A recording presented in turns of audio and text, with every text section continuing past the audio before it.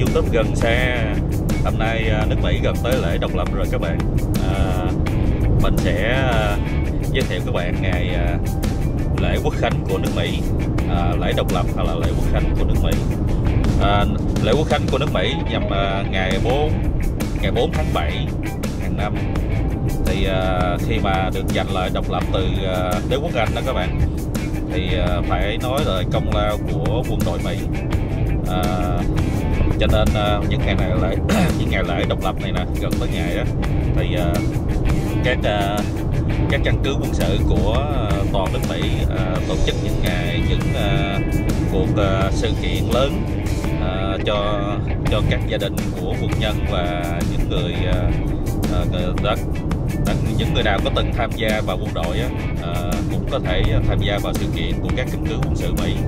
Thì hôm nay mình hướng dẫn các bạn đi vào căn cứ sư đoàn 36 bộ binh Mỹ đóng ở thành phố Austin nha. Mời các bạn theo mình tiến vào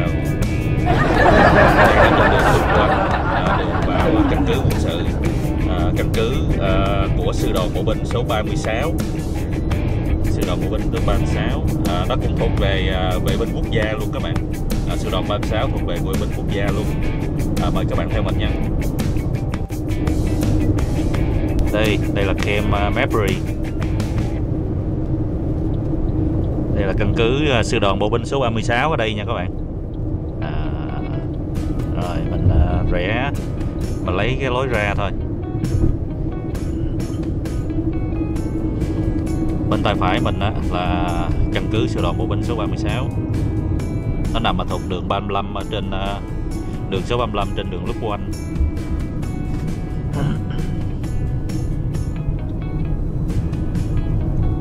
Thấy chữ Camp Mabry không?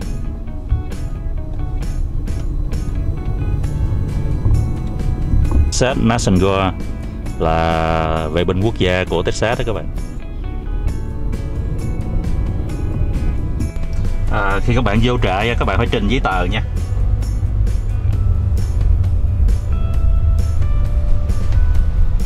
Hello, I'm here for museum.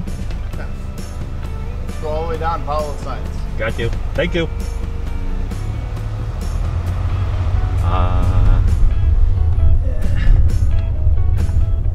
Thấy nhân viên canh gác không? Phải trình giấy tờ ra người ta mới cho mình vô nha. Giấy tờ tùy thân hay là thẻ, những cái gì mà dính dáng tới căn cứ quân sự này đó các bạn mới được vô. Mình xin giới thiệu các bạn, đây là chiếc thiết giáp M113 có từ thời chiến tranh Việt Nam. Thì chiếc thiết giáp này để vận chuyển bộ binh. Xe là bánh xích, có thể lội bùng lầy được. Và phía trước là có những cái súng bắn trái khối. Khi mà bỏ trái khối đây đó thì bắn ra,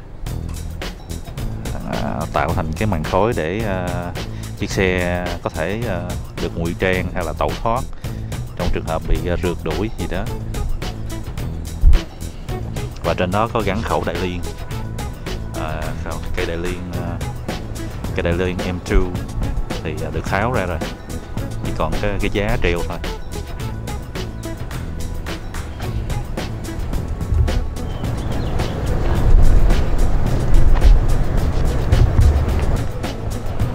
Well, you still had a sign of a third cow on your shoulder. Oh, yeah. Yes. So did tank belong to third cow too? No, I don't know the exact origins of this one. Tính trên bắp vai có đeo phù hiệu của sư đoàn kỵ binh số 1. Ok, thì mình bước lên vô trong nha.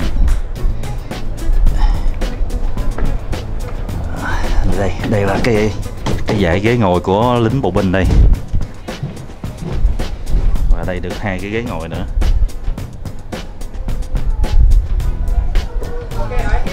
Ổn vào cái nón sắt này. Cái nón sắt của lính Mỹ hồi xưa đây. Bị đồng bình chữa cháy.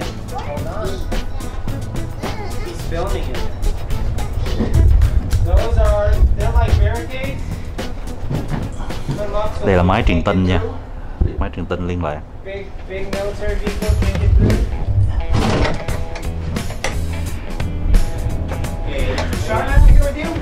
Nơi đây là nơi đứng lên của xạ thủ này. Đây cái muốn ghế ngồi của xạ thủ.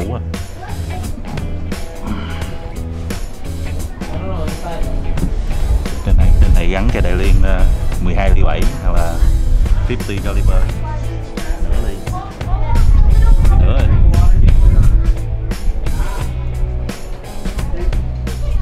Đây toàn cảnh của trên nóc các bạn.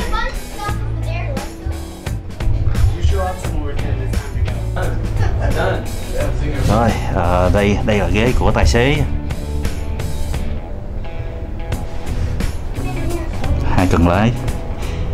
Các bạn chỉ kéo một cái này thôi là nó thắng một bên bánh xích, và bánh xích kia quay thì nó sẽ chuyển động vòng vòng.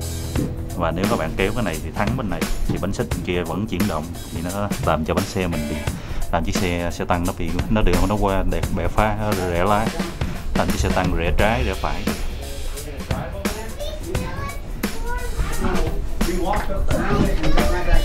Đây, và chúng ta đã ngẩng đầu lên được đây. Đây là cái cửa hầm. Chúng ta có nhìn đằng trước này, lái xe đi nha. Đây là hai cần lái, vừa lái vừa nhắm được. Đang lái xe tăng nè các bạn. Mình đang ngồi trên chiếc xe tăng M113. Tuy cũ kỹ nhưng mà vẫn còn xài được nha các bạn. Bằng chứng là người ta đã lái chiếc này qua lại rồi thì đậu ngay chỗ này cho mình tới cho coi. Rồi mình coi chỗ này lần nữa mình đi ha. So that means the one driving comes.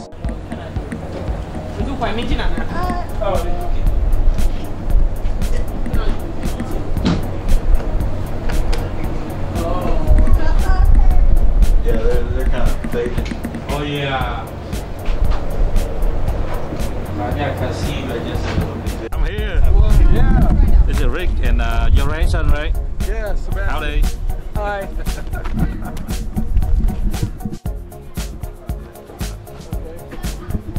Anh bạn đồng nghiệp làm chung với mình cũng vô tham quan.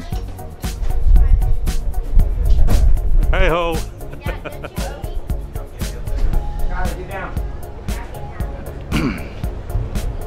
Sooner than later.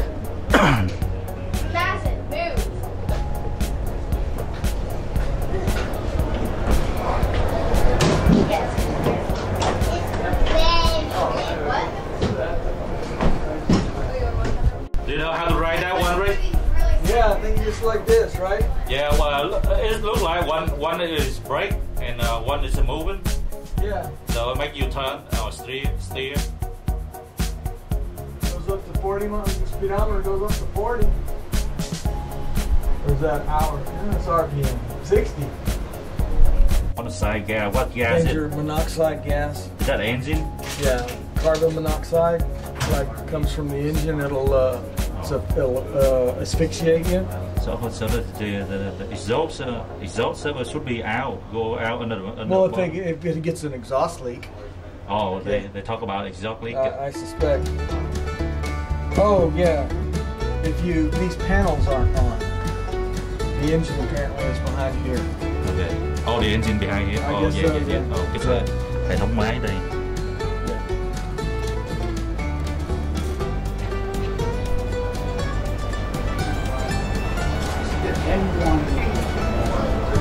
Window foggy, you got to replace it. Yeah, it looks like on our chamber.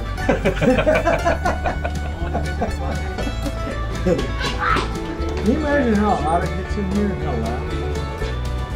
It's really uncomfortable. Yeah.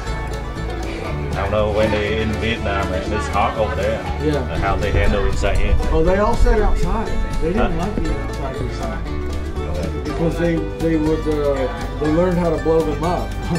So it was better to be on the outside than it was on the inside. So they blow it up so they don't have to get in. Everybody rode on the outside. Yeah, it was too hot. A, it was too hot, and B, it was safer.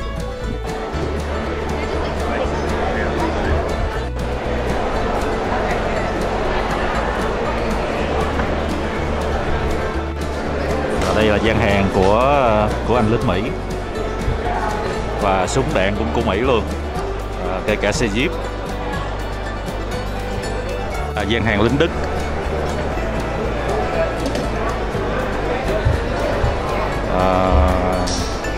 Con anh người Mỹ này cũng bận đồ của lính Đức luôn.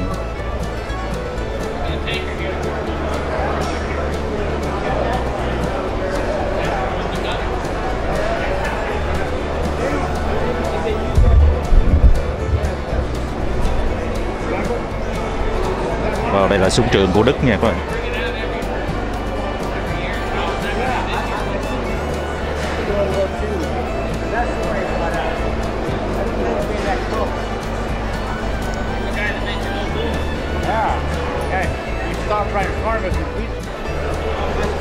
Đây là một chiếc xe tăng của Đức. Một anh bận trang phục của lính Đức luôn rồi. Một anh bận trang phục sĩ quan của Đức. Hold again. Thank you.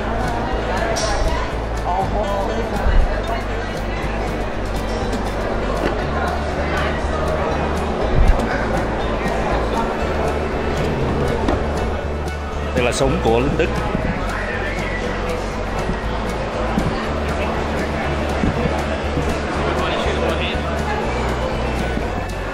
Oh, that's a good gun there.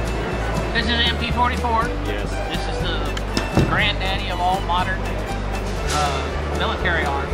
Yes. Where they started. Yes. The Germans tracked them.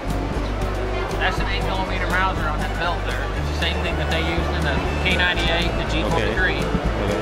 What they discovered was you just don't need that full rifle cartridge in combat. The vast majority of the combat is under 100 yards. Wow. So what they did is they took that 8mm and they literally cut the casing in half. Went from 190 gauge spare bullet or heavy bullet to 120 gauge. They put it in the 32 round box magazine. They gave the guys select fire, Yes. stamped, cheap, easy to manufacture weapon. And this is it. This is the MP44. It's where it all started. I think AK-47 coming out from this one. The word is coming out now that this gun was designed by Hugo Schmeisser. Yes. There's actually evidence coming out of Russia that Hugo Schmeisser's team was taken by the Russians after the war, and Hugo Schmeisser designed the AK-47. The Kalashnikov didn't have anything to do with it. The Russian government just drug somebody out because they're not going to tell the world that a Nazi designed their gun. Yeah. So Hugo Schmeisser designed the AK-47 just like he did this one. That's the reason they look so familiar. Yeah. They're so much alike. And that information's coming forward now. It's finally coming out. Yeah. You can find it if you dig around hard enough. Yeah. Yeah. But I look at the design, the way they design. AK-47 may copy some of this. It's designed by the same man. The guy that made this one built the AK-47. Oh, really? Yeah. Wow. I never heard about it. Yeah. Hugo Schmeisser is the guy that designed this rifle. That's his name, Hugo Schmeisser. Oh, okay. And after World War II, the Russians captured him, and they took him to Russia along with his design team. Oh. And they gave him the option. You know, you can work for us or you get a bullet in the head and take your pick. So Hugo Schmeisser is the same guy that designed this rifle. Okay. Went to work for the Russians, and he designed the AK-47. That's why they look so much alike. They're built by the same guy. Okay, okay. Of course, the Russians aren't going to let the world know that the next Nazi built their gun. So they trudged out Kalashnikov and said he did it. Kalashnikov didn't have a damn thing to do with it. Okay. Sorry, didn't have anything to do with it. Okay, thank you for your explain. Cái này súng chống tăng. Vào anti-tank. Yes, sir. These are Panzerfausts. They're anti-tank shaped charged warheads. Okay. Generally, so what these are is that they're basically recoilless rifles that were designed in the late war as the last They insert from this side, right? Yes. And so you put it underneath your shoulder and you fire it like that. And so they had ranging for different meters, and basically you'd hold it, you'd have it under your arm, and you'd aim at the tank, and generally you'd hope for the best. And so inside here they had a shaped charge with a copper, so there was a copper kind of 4 cylindrical rod, and what would happen is that the rocket, we have... Okay, MG4? This is the MG34. Oh, MG34? This is the MG42. Okay. This was the pre-war design of the, how do I describe it? All-purpose machine gun. Okay. So you put this in, you put this as anti-air in airplanes, you'd use this on tanks, you'd use it in infantry. It was a universal machine gun. This was developed to be basically this, but better, easier to manufacture. Using stamped parts. This was basically used by the infantry and anyone who needed a anti-infantry solution and an infantry machine gun. They still kept making this. In 1945 they did an example because all the pintle mounts in tanks and airplanes were meant for this gun. So they'd have to reinvent their vehicle economy in order to get the mounts for this. This had a, I believe, a rate of fire of upwards of 1,200 rounds a minute, which comes out to 25 rounds a second. It was nicknamed Hitler's buzzsaw by the Allies. You can actually see American training films say, oh, the MG42, the bark is worse than its actual bite, and it was a complete lie. But yeah. One hand. Wow. Whoa! Quá nặng luôn. German, oh man, Germans love you.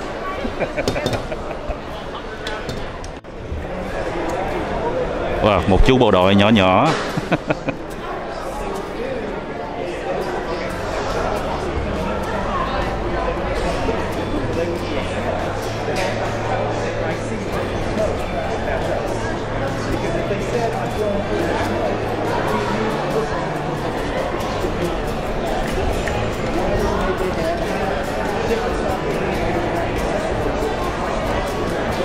Trong thời chiến tranh Việt Nam thì đây là gian hàng của anh bộ đội Việt Nam.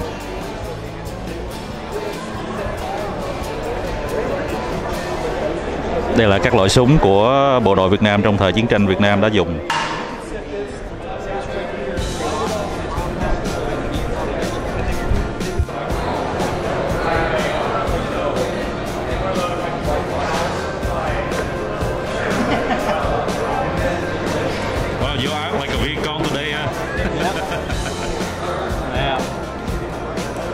Actually, Vietcong they didn't have the cap like that. Well, I mean, yeah. That's it. Not Vietnam troop. Well, yeah. They use these. They use kind of the head like that. Yeah. Yeah. I actually have one. Yeah. And this head for not Vietnam. All of them were then issued this Chinese magazine pouch. Yeah, right. And weapons that came from all over. That is an M16A1. That's why I got a variety. Like I got Soviet stuff, American, Japanese. You had so many different ways to get weapons. Yeah. They may capture some from U.S. Army. They capture some. They use some too. Yeah, like human grand. Yes. I did not possess that one carbine or Tommy guns. I couldn't bring it today. Yeah, one of the... Gian hàng của lính Mỹ, khẩu súng M16 và cái súng trung liên M60.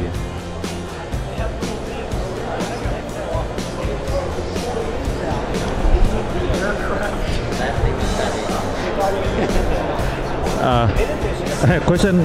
How come this one always on the head? What that for?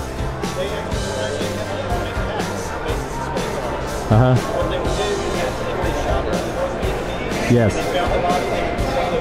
Wow. Oh, okay, I see. So supposed to be 52, right? Yes. Okay. Yeah, in the Gates Spades card, there was something about the symbol in the spade that was superstitious to the Vietnamese. I don't actually know what it was, though. But the Vietnamese did something similar. The Americans started doing this. They started making cards with the American division pictures on them. Yes. And say, Vietnamese, John Jr. or something like that. They put that on there. Oh, it's the same thing too? Yep. Oh, okay, I see. Very interesting. And what oil is this? What that two oil?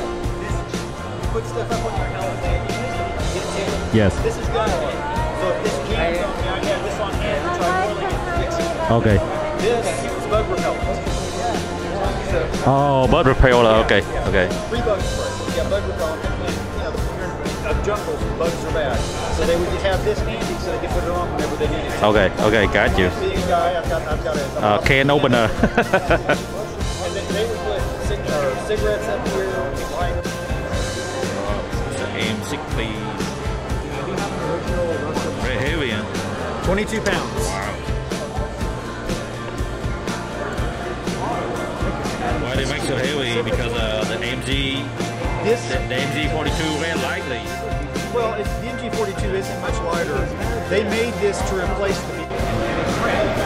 Ok, đây là cây M72. M72 không có đạn trong này, thành thử là nhà hiệu. Cây này cây M79. Ở đây là đạn giả nha, không phải đạn thiệt. Đây là lựu đạn. Các loại lựu đạn. Đây là lựu đạn khói, smoke.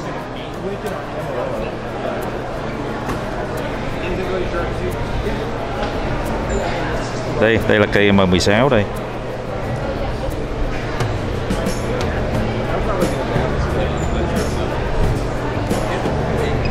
Đây là lính thời hiện đại rồi. Thời hiện đại rồi nha các bạn.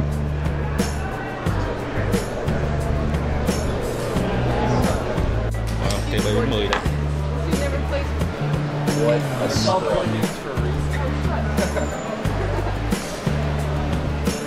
Hey, Middle-aged mullet is awful. what device is this? That's a AN PVS-14 night vision binocular. Oh, night vision. Okay. So it's got a PEC 15 infrared aiming laser and an infrared light on here. I mean, it's on white light right now, but also has infrared. So that's like a laser or something. So that's a laser. laser. It's actually 3 different lasers in one box. Only 2 of them are working right now. And this is just a flashlight that has visible light, infrared, still on. So what infrared for? Using the night vision. Night vision. Oh, yeah. So this thing is disgustingly bright with under night vision with the IR. We also have an IR flood laser on here. Yes. I forget what it's actually called. Yes. We never used them. We used a separate laser for marking targets for aircraft. But if you have any questions on any of this other stuff, I need daylight to test it, and I don't have it on there because I got a box of them somewhere. I don't know where it is though.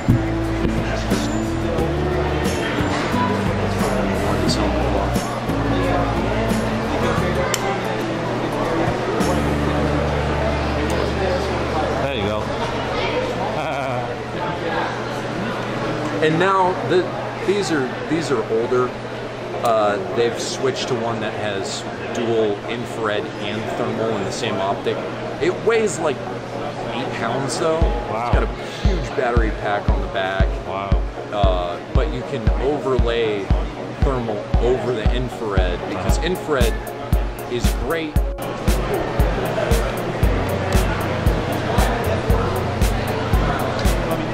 This thing sucks batteries down, so. How long the battery can handle it? Kind of depends. Sometimes it'll last for. M40 nha các bạn.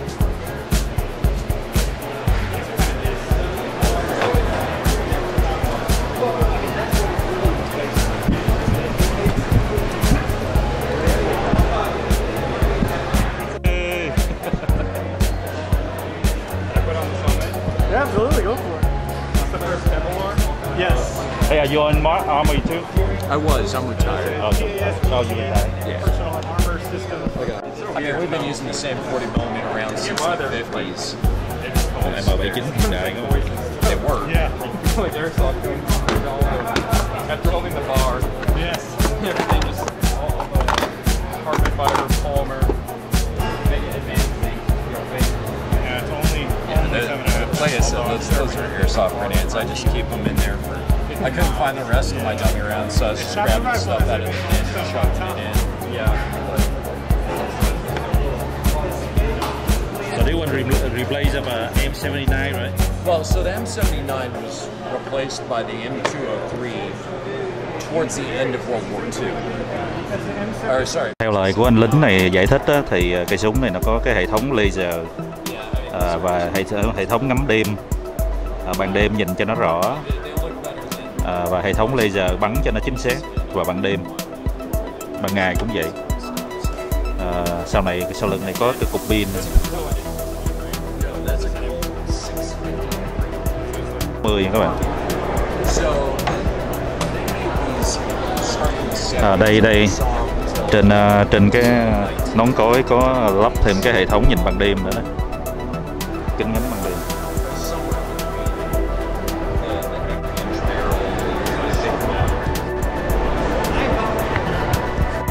Đây là xe tăng của Đức.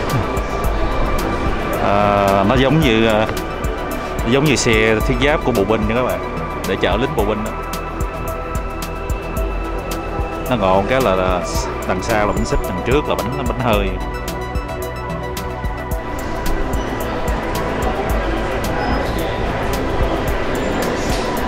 Chiếc xe này thuộc về sư đoàn con báo số 10.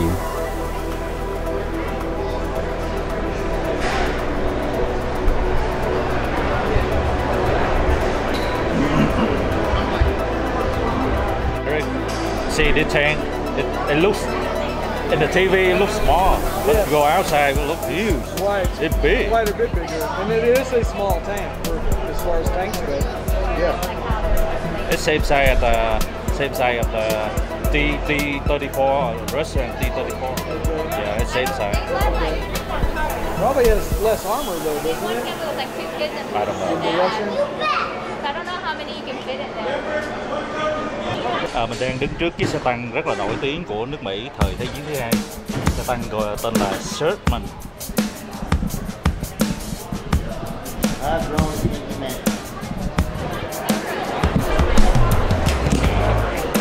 Tăng thời Thế chiến thứ hai, Sherman và cây đại liên. Mr. Rick, anh Rick mình cầm cây đại liên này. Is that real gun?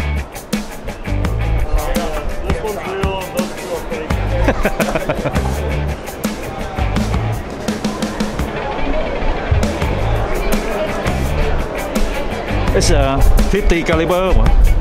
Oh, wow.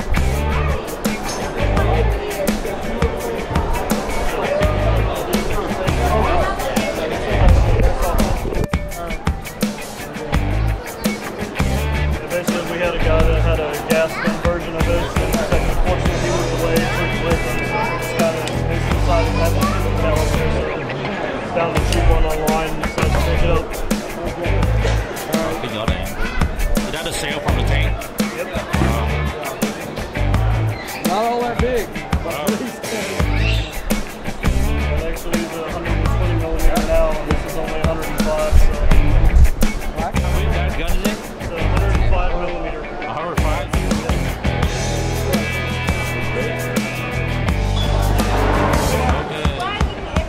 Chiếc xe tăng này nha các bạn.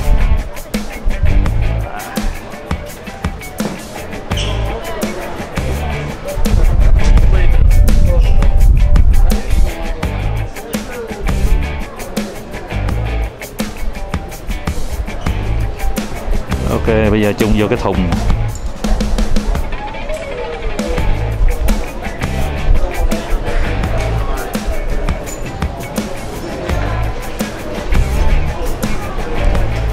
How many crew for the? How many people for crew? 5. Okay. And where driver at? Where the driver? Right here. Can I open it? Oh, it's locked right now. Oh, okay.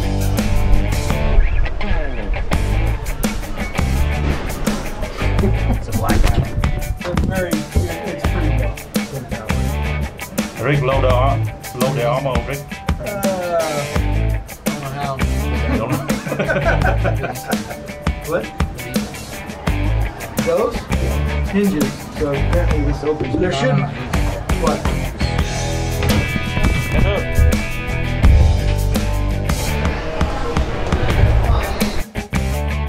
Rồi, video mình đến đây là kết thúc. Cảm ơn các bạn đã xem video và hẹn gặp lại các bạn vào video kế tiếp nha. Tạm biệt các bạn, bye bye.